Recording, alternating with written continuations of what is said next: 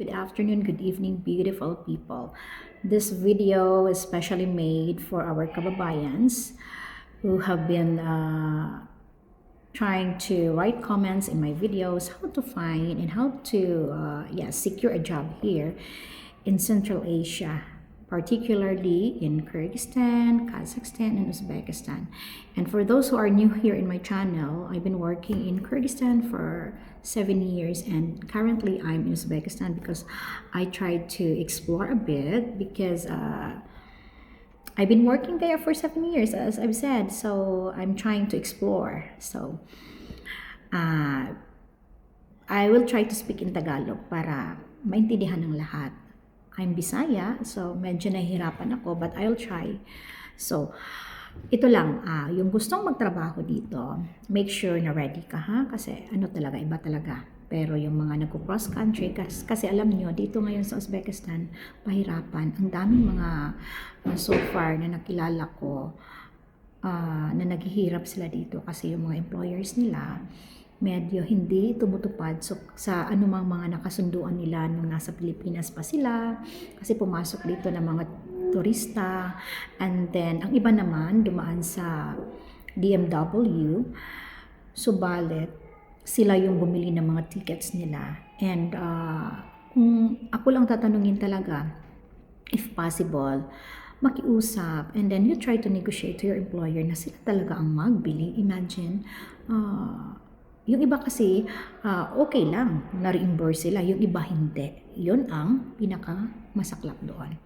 Kaya ang advice ko, kung maaari talaga makipag-negotiate sa mga employers na talagang sila ang mag-provide.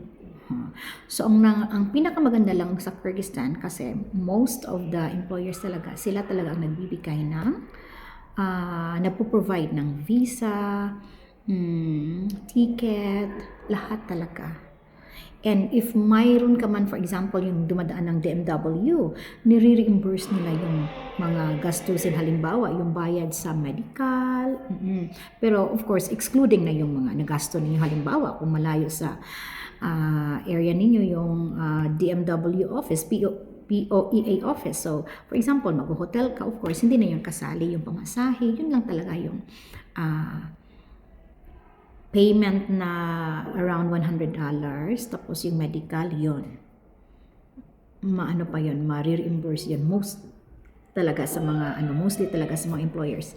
So, kung sino mo makakita ng video na to, na yung mga nag-comment sa aking mga videos about paano makahanap ng trabaho dito, as much as possible, kung ano yung maitutulong ko, I will try to help.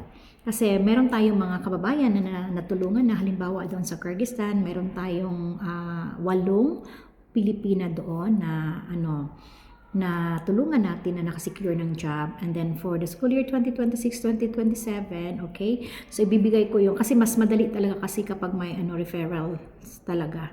Pahirapan din kasi ngayon, and make sure na qualified ka, of course, kasi ngayon, before kasi konti lang ang nag-apply dito, pero ngayon medyo open na ba sa mga Pilipino ang lugar, kasi before ako nga hindi ko alam ang mga lugar na to before. So please take note of my email address, and then make sure na tatapusin mo talaga tong video. So go Josephine, small letters yan lahat, 92@gmail.com. Okay? So doon you can send your CV, and then i-guide kita doon kung makahanap tayo ng mga employers. Halimbawa dito sa school na to ngayon, they're looking for an SAT teacher at tsaka math teacher yan, and English teacher in high school. So, and then sa Kyrgyzstan din, maraming hiring talaga. May hiring na mga ESL teacher, homeroom teacher, physics teacher, math teacher, madami. Okay, pero doon sa Kyrgyzstan, medyo mahirap na din makahanap ng trabaho ngayon talaga, honestly. So, ulitin ko ang aking email address, okay? And then you can email gojosephine92@gmail.com. And paalala lang, kailangan talaga maging ready talaga tayo. So, maraming salamat and I hope na makakuha kayo ng trabaho. God bless.